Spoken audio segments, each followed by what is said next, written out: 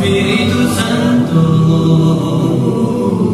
yo te necesito.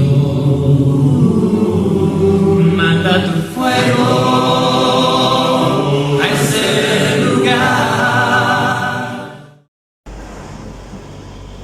Buenos días, hermanos, el Señor les bendiga en esta mañana.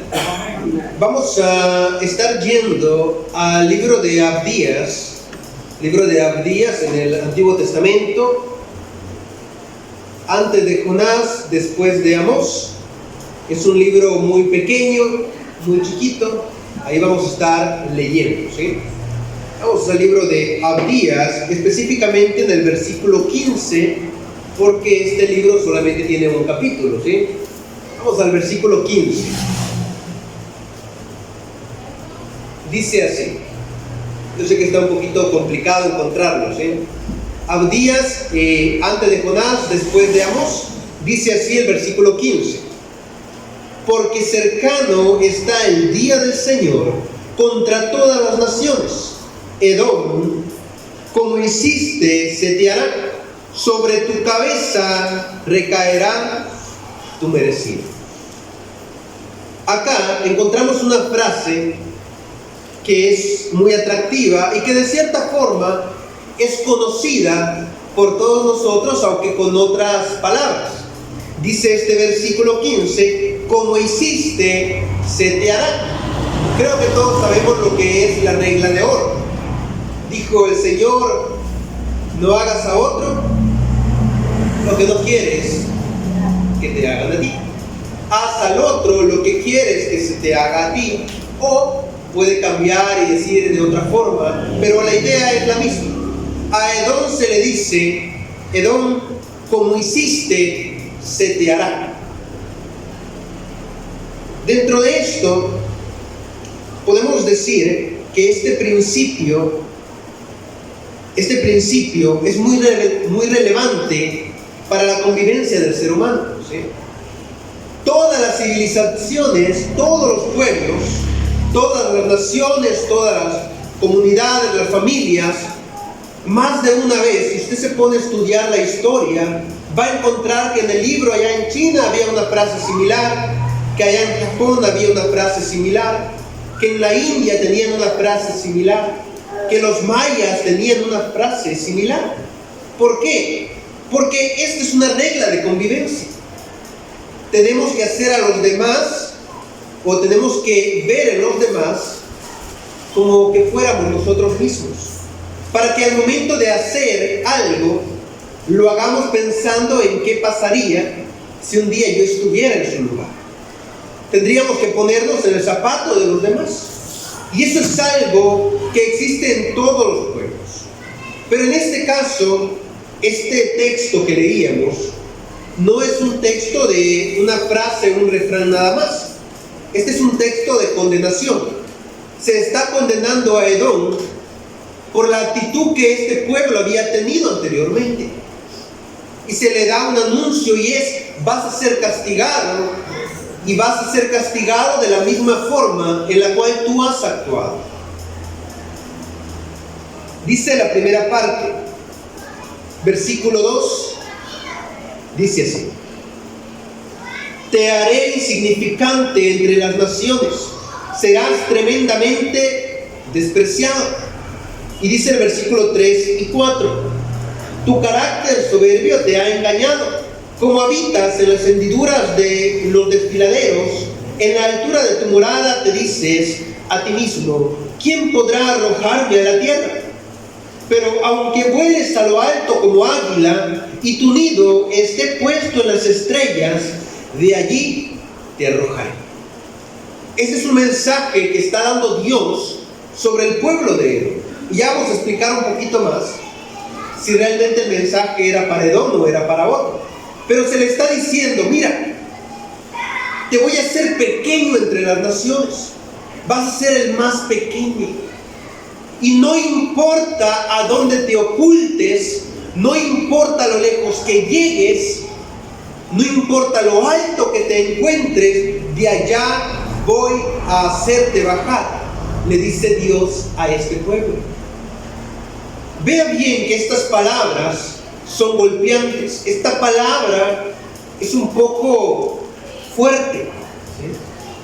Es un poco fuerte, porque se le está diciendo a Edom: no me importa dónde te encuentres, de ahí te voy a hacer descender a la fuerza. Eso es lo que Dios le está diciendo a esta nación. En este relato encontramos un pequeño problema, y es que cuando estudiamos la historia nos damos cuenta de quién es Edom, ¿sí? Edom es el hijo de Esaú, es la nación que sale de Esaú. Esaú, el hermano de Jacob, el hijo de Isaac, el hijo de Abraham. Y viene un castigo sobre esta nación, y ya vamos a ver exactamente por qué razón se le va a castigar al que es hermano de Jacob. Es decir, este pueblo de Edom es hermano de Israel, es hermano de los judíos, pero contra ellos viene un castigo. Y dice el versículo 9 así: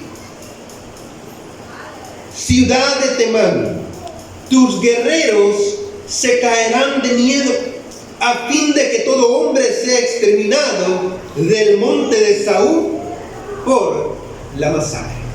Da el primer anuncio. Dice: tus guerreros van a temblar de miedo y yo los voy a destrozar, y va a caer el monte de Saúl por la masacre. Ya vamos a hablar también de qué se trata esto, y vamos ahora a ello. Versículo 10: por la violencia hecha contra tu hermano Jacob te cubrirá la vergüenza y serás exterminado para siempre.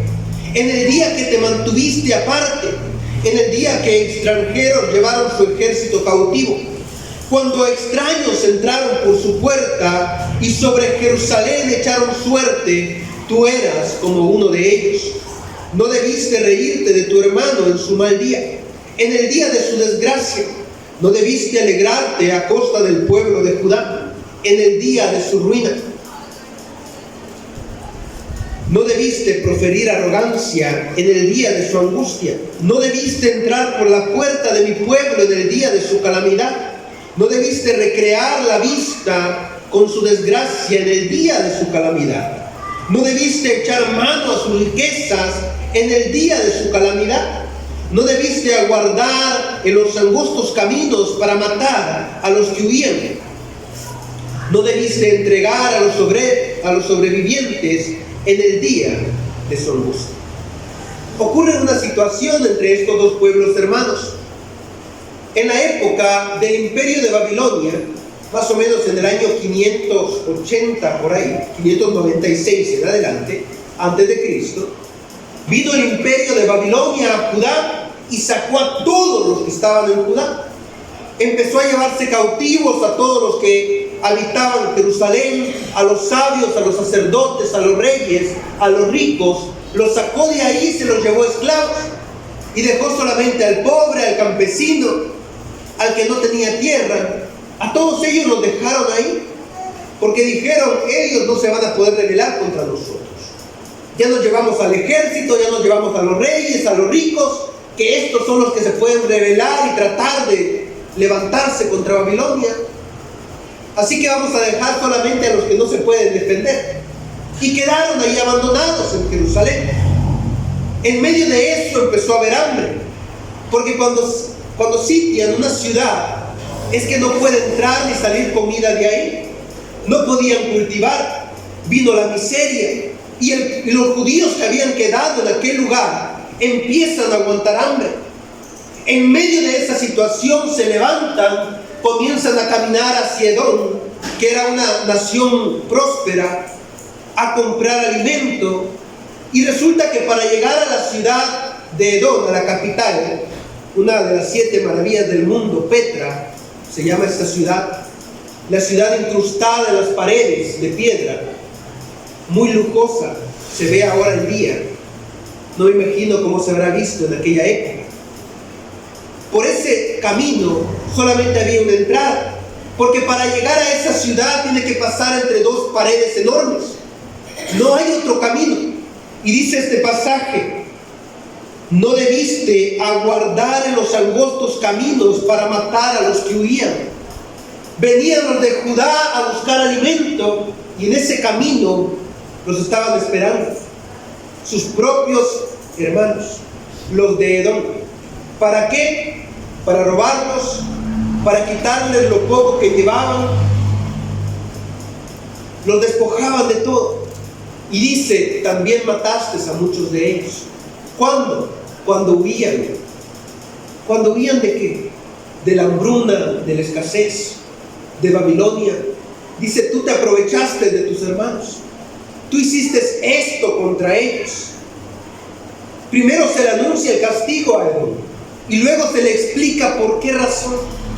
Y se le dice, es que cuando tu hermano sufría, tú te reías de él. Cuando tu hermano agonizaba, tú te aprovechaste.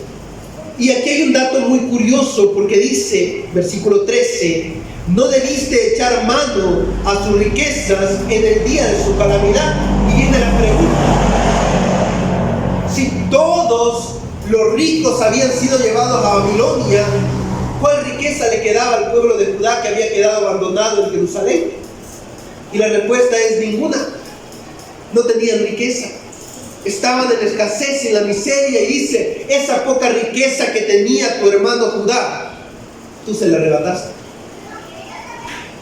No sé si se ha puesto a pensar, pero ¿qué pasaría si el día de mañana uno tiene $1 para comer y alguien lo asaltan en la calle?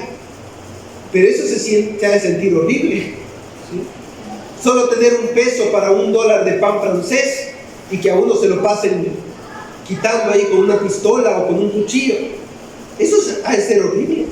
Y hay personas que lo han vivido. Y hay personas que lo han sufrido. Hay personas que tienen tal vez muy poco para comer el día siguiente y por algún motivo pasa algo y se quedan sin eso. Y eso es lo que le está pasando al pueblo de Judá. Ya no tienes nada para comer, ya no tienes abundancia, ya no tienes tierra que cultivar. Porque cuando vino Babilonia a esta tierra, incendiaron los campos, quemaron la tierra. Y usted sabe que una tierra quemada se tarda un poco en producir. Aunque hoy en día tenemos la costumbre de quemarla cada vez que quieren sembrar caña, ¿sí? Pero realmente la tierra se tarda mucho en producir cuando está quemada, cuando está dañada, cuando está muerta. Y en medio de todo eso dice, le quitaste lo poco que tenían. Este es el anuncio para Edom. Esto es lo que se le está diciendo. Si bien el texto nos habla de la época de Babilonia, tenemos que entender que no fue escrito para esa época. El mensaje de Abdías es escrito más o menos en el siglo IV antes de Cristo, es decir, por el año 300 al año 400, cuando el pueblo de Judá estaba regresando de Persia, porque Ciro dio el decreto para que Zorobabel, para que Esdras regresaran a su tierra en Judá a reconstruir el templo. Y dice que en medio de esa situación, los que venían de allá, que traían cierta riqueza y ciertos bienes, se empezaron a aprovechar de los hermanos, de los mismos judíos que estaban en Jerusalén, aquellos que llevaban casi 200 años aguantando hambre, casi 200 años viviendo a duras penas. Y cuando regresan estos judíos de Persia, de aquella esclavitud en la que habían vivido, vienen y comienzan a agarrar a sus propios hermanos judíos que habían quedado abandonados y comienzan a esclavizarlos, comienzan a dominarlos. Les pagaban por un trabajo, no le pagaban lo que habían hecho, ¿sí? Más o menos como pasa a veces en ciertos lugares de trabajo que no vale la pena mencionar, ¿sí? Pero que son lugares donde le dicen a uno, solo tiene 10 minutos para comer, sí, y después vaya de vuelta. Fíjense, me voy a atorar, me voy a empachar. Comida helada a veces, y uno come rápido y toca volver al trabajo. Eso es lo que estaba haciendo el pueblo de Judá, que venía del cautiverio en Babilonia, en la ciudad de Persia, en Susa, de regreso a su tierra, Jerusalén, y empieza a esclavizar a sus propios hermanos. Y viene Abdías y le dice: Jerusalén, judíos que vienen a construir el templo, a levantar las murallas de nuevo, les quiero recordar una cosa. ¿Se acuerdan de su hermano Edom? ¿Saben quién fue el que lo castigó a él? Fue Jehová. ¿Saben por qué Edom fue castigado por Jehová hace 200 años? Porque cuando vino Babilonia a llevárselos a ustedes, a los pocos que habían acá, Edom los maltrató, los esclavizó, los dañó, los hirió, se aprovechó de ellos cuando no tenían nada, y por eso fue castigado. Cuando el pueblo de Babilonia se llevó a los judíos, más o menos entre el año 600 al 580, el pueblo de Edom se aprovechó de ellos. Y en el año 533 vino la desgracia sobre Edom, porque Edom fue barrida. Comenzó a aguantar hambre Edom. Y más o menos para el año 520 a.C., Edom ya no era la nación próspera que había sido. Y entre el año 400 al 300 que Abdías dice estas palabras, le dice a Jerusalén: acuérdense de su hermano Edom. Jehová se encargó de ellos por el maltrato y el daño que hizo a sus hermanos. Y así le va a pasar a ustedes, judíos, que se están aprovechando de sus hermanos, solo porque ustedes vienen a construir el templo y las murallas. Acuérdense de Edom, porque el castigo sobre ellos no fue un castigo de hombres, les dice. Dice el versículo 15: porque cercano está el día del Señor. Hay otras versiones que cambian esta palabra del día del Señor y dice: porque cercano está la venganza de Dios, o la venganza de Yahvé. ¿Por qué? Porque Edom tenía que entender, y en este caso los judíos que venían de Persia tenían que entender, que no podían abusar de sus hermanos, no podían menospreciar a su hermano, no podían tomarlo de menos, porque venía el día del Señor. A veces cuesta un poco entender esto, ¿sí?, del día del Señor, porque nosotros nos acordamos cada vez que hablamos de la venida de Cristo, de que vamos a ser llevados con Él a las nubes, pero se nos olvida la otra parte, que dice que va a haber un juicio ese día, y todo el que no fue hallado escrito en el libro de la vida va a ser arrojado al agua de fuego. Esa parte a veces se nos pasa por algo, y dice este pasaje: porque cercano está el día del Señor contra todas las naciones. Edom, como hiciste, se te hará. Sobre tu cabeza recaerá tu merecido. Yo quisiera cambiar un poco una parte de este versículo. Y dice así: porque cercano está el día del Señor contra todas las personas. Giovanni, como hiciste, se te hará. Sobre tu cabeza recaerá tu merecido. Cambia la palabra Edom por nuestro nombre, por el de cada uno de nosotros. Esto es algo que tenemos que comprender. El día que el Señor venga con todo su esplendor, va a ser hecho sobre nosotros de la misma forma que nosotros hemos hecho acá en la tierra. Y por esa razón nosotros tenemos que cumplir la regla de oro que dijo Jesús: haz a los demás lo que quieres que se te haga a ti. No hagas a los otros lo que no quieres recibir tú. Y debemos de cumplir esa regla de oro, porque el día que el Señor venga, dice, se nos hará como nosotros hemos hecho en esta tierra. Hermano, dice más adelante en versículo 16: pues sin duda que así como ustedes, israelitas, bebieron de mi copa en mi santo monte, así también la beberán sin cesar todas las naciones.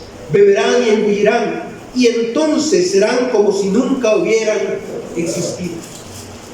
viene un recuerdo y les dice a Jerusalén: recuérdense que ya ustedes bebieron mi copa cuando fueron llevados a Jerusalén. Ya pasaron por eso, pero también todas las naciones van a beber de esa copa y va a ser como que nunca hubieran existido.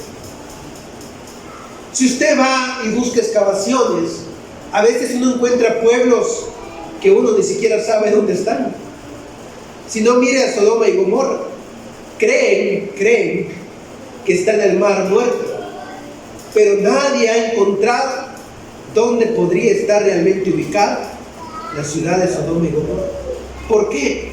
Porque dice, la maldad fue tan grande de esta nación que llegaba el clamor delante de Dios. ¿Y qué fue lo que hizo Dios?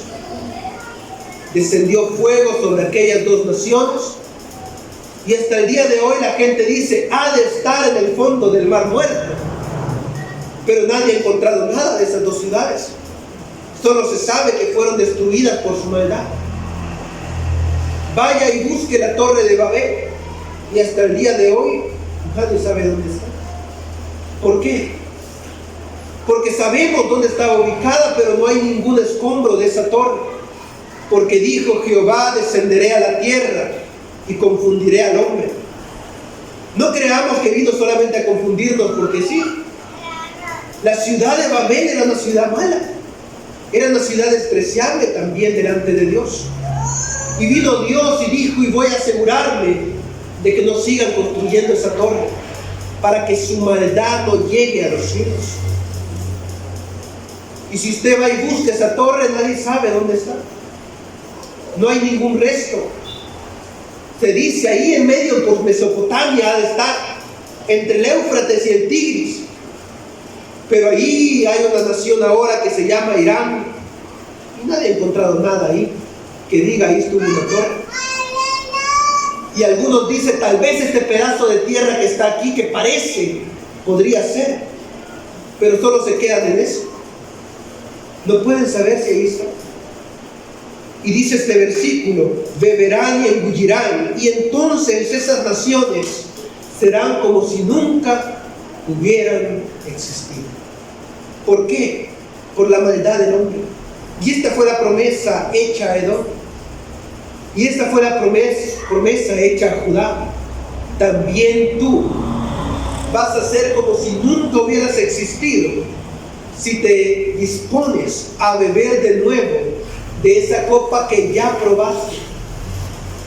Y sigue diciendo el versículo 17: pero en el monte Sión habrá liberación y será sagrado. El pueblo de Jacob recuperará sus posesiones. Los descendientes de Jacob serán fuego y los de José llama. Pero la casa real de Esaú será estopa. Le pondrán fuego y la consumirán, de tal forma que no quedará sobreviviente entre los descendientes de Esaú. El Señor lo ha dicho. Vea bien esas palabras. Este es el anuncio que se da a esta nación. Jacob y José van a brillar, van a ser como fuego encendido, pero tú serás una estopa, le dicen a Esaú. ¿Qué es una estopa? Pedazo viejo de palo, de ese que enciende fácil, un pedacito de paja. Estopa es algo que prende rápido, algo que ya está seco. Y esa es la promesa que se hace a Esaú. La realeza, la casa real de Esaú va a ser una estopa que se consumirá rápido, mientras que Jacob y José van a ser como fuego encendido que no se va a apagar. Hermano, en esta hora el mensaje para nosotros a través de Abdías es el siguiente: nunca en la vida nos dispongamos a hacer a otras personas de la misma forma o de la forma que nosotros no quisiéramos ser tratados. No tratemos de hablar a otros de la forma que no nos gusta a nosotros que nos hablen. No tratemos de actuar con otras personas de la forma en la cual no queremos que actúen con nosotros. ¿Por qué? Porque el día del Señor está cerca. Y en ese día, todo hombre, bueno o malo, dará cuenta delante de Dios y va a poner ahí todo lo que él hizo. Yo a veces me lo imagino, hoy en día quizá por la tecnología me lo imagino de esta forma, pero yo me imagino que Dios me va a sentar ahí en una sala de cine y me va a proyectar ahí la vida. Y me va a decir, ¿te acordás lo que hiciste desde que naciste? Y va a empezar a proyectar ahí la vida. Así me lo imagino yo, tal vez por lo que uno está acostumbrado a ver hoy en día. Ver ahí mi vida completa y que Dios diga, cometiste muchos errores. Te decías cristiano, pero mira lo que hay acá, mira lo que se está proyectando. No me va a dejar mentir. A veces da pena encontrar personas que dicen que van a una iglesia, pero no le creen. O por lo menos los que son cercanos a él dicen, sí, va. Hace poco mis vecinas hablaban, ellas van a una iglesia grande de acá. Y yo las estaba escuchando porque yo estaba cerca de la ventana. Ahí tengo el sillón. No crean que es para escuchar al vecino, es porque ahí entra la brisa. Entonces ahí está puesto el sillón. Y yo las escuchaba hablar y decía, no, yo la invito a la iglesia para que vaya conmigo. Ay, pero es que a su iglesia va no sé quién, que es otro vecino que vive ahí cerca. Y yo la verdad que no me lo quiero encontrar ahí. No, pero no se preocupe, él va a las 2 de la tarde, nosotros vamos a ir a las 8. Yo dije, qué incómodo es querer invitar a otro a la iglesia y que te digan, es que no puedo ir a esa hora porque mejor vamos a otra hora, o no hay otra congregación de tu iglesia donde podamos ir porque en esa congregación en específico está fulanito o sutanito y créeme que no me cae bien por esto y aquello. Yo escuchaba cómo platicaban y me dio un poquito de vergüenza porque yo dije, qué feo, espero que no hablen así de mí, decía yo. Pero a veces ocurre eso y yo no quiero que el día que llegue el Señor me diga, aquí está tu película y recuerda cómo hablaban de ti los vecinos, todas las cosas malas que decían de ti y que nunca quisieron ir a la iglesia porque no querían acompañarte por tus actitudes. Hermano, nunca haga a su prójimo, nunca mire a su hermano, nunca se dirija a él, nunca actúe con él de la forma en la cual no queremos recibir nosotros las cosas. Termino con eso. Hace 2 semanas una tía mía me dijo, oye, ve a traerme unas tartaletas que las encargué en tal lugar. Yo manejé para ir, ahí cerca del Colegio Bautista, en Santa Ana, y llegando a la esquina, yo llevaba la vía, yo llevaba el derecho de paso, y voy manejando y venía un camión de frente, y el camión dobló de un solo hacia mi lado, y yo frené, y él frenó adelante de mí, y el Señor me empezó a decir de todo. Eran más o menos las 5:30 de la tarde, y él me empezó a decir de todo, y yo lo miraba a él gritando adentro del vidrio, y yo viéndolo, y yo dije, no sé qué problema tiene, pero me hizo pensar en qué habrá pasado en el día de este hombre, para que ya a las 5:30, cuando supongo yo que ya es hora de entregar turno, él empezara a hablar de esa forma dentro de su auto, en el camión repartidor que iba. Hasta su compañero de trabajo se le quedó viendo como, ¿qué le pasa a este? Y yo dije, no sé cómo lo habrán tratado, no sé si algún mal cliente le habrá dicho de todo a ese hombre, no sé si su jefe cuando llegó en la mañana le dijo hasta de lo que se iba a morir y anda una cólera adentro que tuvo que sacar ahora. Pero a veces las actitudes que toman ciertas personas hacia otras provocan daño y provocan que estas personas carguen esa rabia adentro todo el día. A mí me sorprendió porque fue como, bueno, ¿qué le estará pasando? Por eso tenemos nosotros que tomar en cuenta. No tengo que tratar al otro como yo no quiero ser tratado por estas 2 razones. 1, porque el día del Señor voy a dar cuentas. Y 2, porque por mi culpa puedo estar dañando a otro y provocando que esa persona termine dañando a otro, o insultando a otro, o agrediendo a otro, porque por mi actitud tal vez ha guardado una rabia dentro de sí y la va a ir a descargar con otra persona. Y el día del Señor Dios me va a ver y me va a decir: ¿te acordás el día que le hablaste al hermano Juancito de esa forma? Que lo trataste mal. ¿Sabes qué hizo el hermano Juancito? Fue allá y se desquitó con los trabajadores, ¿no? Porque por tu culpa sembraste una raíz de amargura en su corazón y él la fue a descargar por allá. ¿Te acordás cuando le dijiste de todo allá a la hermana Marlene? Con las 2 hipotas se desquitó en la tarde, por eso ya no volvieron a ir a la iglesia, por tu culpa. El día del Señor voy a dar cuenta y me va a decir igual que Edom: como hiciste, se te hará a ti. Así que, Giovanni, ¿cómo fue tu vida? Así que, hermano, ¿cómo ha sido nuestra vida hasta el día de hoy?